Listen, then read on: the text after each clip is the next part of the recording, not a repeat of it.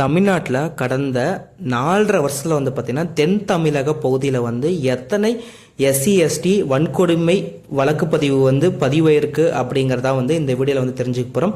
வாங்க நம்ம வீடியோக்குள்ளே போகலாம். அதுக்கு முன்னாடி நீங்கள் இப்போ தான் வந்து மிஸ்டர் பிரதாப் ஸ்டுடியோ யூடியூப் சேனலுக்கு வந்து ஃபஸ்ட்டு டைம் வரீங்கன்னா ஃபாலோ பண்ணாதீங்க, ஃபாலோ பண்ணிக்கோங்க. உங்கள் ஃப்ரெண்டுங்களுக்கு வந்து ஷேர் பண்ணுங்கள்.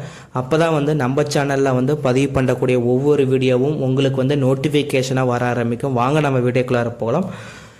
தமிழ்நாட்டின் தென் தமிழக பகுதி இந்த இடத்துல வந்து பார்த்திங்கன்னா எஸ்சி எஸ்டி மக்கள் மீது அதிக அளவு வந்து வன்கொடுமை பதிவுகள் வந்து பதிவாயிருக்கு. அதுக்கு முன்னாடி ஒரு சின்ன இன்ஃபர்மேஷன் வந்து தெரிஞ்சுக்க போகிறோம். அது என்னன்னு பார்த்தீங்கன்னா, பட்டியல் சாதி மற்றும் பட்டியலின பழங்குடி மக்கள் மீது வந்து நடத்தப்படும் வன்கொடுமையில் இருந்து அவங்களுடைய வாழ்க்கை வாழ்வாதாரம் பாதுகாக்கிறதையும் வாழ்க்கை வாழ்வாதாரத்தை வந்து உயர்த்துவதையும் சட்ட ரீதியாக வந்து மேற்கொள்ளணும் அப்படின்றதுக்காக உருவாக்கப்பட்ட சட்டம் தான் வந்து பார்த்திங்கன்னா பட்டியல சாதியினர் மற்றும் பட்டியல பழங்குடியினர் வன்கொடுமை தடுப்புச் சட்டம்.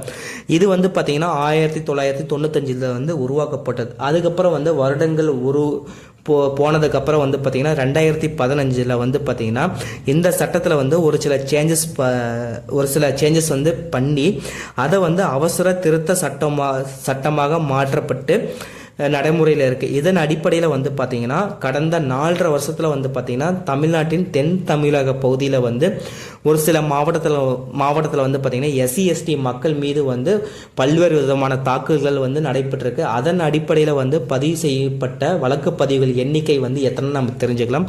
அதில் வந்து மதுரை வந்து பார்த்திங்கன்னா நம்பர் 1 இடத்துல இருக்குது. இங்கே வந்து பார்த்திங்கன்னா 514 வழக்கு பதிவுகளும், தேனியில் வந்து பார்த்திங்கன்னா 564 வழக்கு பதிவுகளும், சரிங்க மதுரையில் வந்து 514, தேனியில் வந்து 564, புதுக்கோட்டையில் வந்து 440 வழக்கு பதிவுகளும், திண்டுக்கல்ல வந்து 364, ராமநாதபுரத்தில் வந்து பார்த்திங்கன்னா 257 வழக்கு பதிவுகளும், இதற்கிடையில் வந்து பார்த்திங்கன்னா கன்னியாகுமரி மாவட்டத்தில் வந்து பார்த்திங்கன்னா 81 வழக்கு பதிவுகள் வந்து பதிவாயிருக்குன்னு வந்து பார்த்திங்கன்னா தகவல் அறியும் சட்டத்தின் மூலயமா வந்து ஒரு 3 நாளைக்கு முன்னாடி இந்த இன்ஃபர்மேஷன் வந்து வெளியே வந்திருக்கு.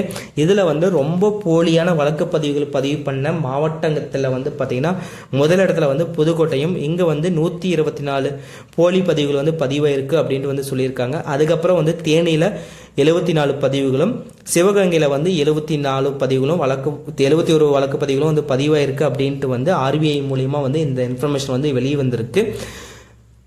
இந்த எஸ்சி எஸ்டி மக்கள் மீது வந்து நடத்தப்படும் வன்கொடுமை பாதிப்பில் இருந்து அவங்கள வந்து நம்ம எந்த மாதிரி பாதுகாக்கலாம் அப்படிங்கிறத வந்து நீங்கள் என்ன மாதிரி ஐடியா வந்து நீங்கள் கவர்மெண்ட்டுக்கு வந்து ஷேர் பண்ணலாம் அப்படிங்கிறத நினைக்கிற அந்த தாட்டை வந்து நம்ம கமெண்ட் பாக்ஸில் வந்து கமெண்ட் பண்ணுங்க. இந்த வீடியோ தொகுப்பு எப்படி இருந்துச்சு அப்படின்னு நினைக்கிறீங்களோ அதையும் வந்து கமெண்ட் பாக்ஸில் வந்து கமெண்ட் பண்ணுங்கள். நாளைக்கு நம்ம இன்னொரு வீடியோவோட வந்து பார்க்கலாம். Thank you so much friends.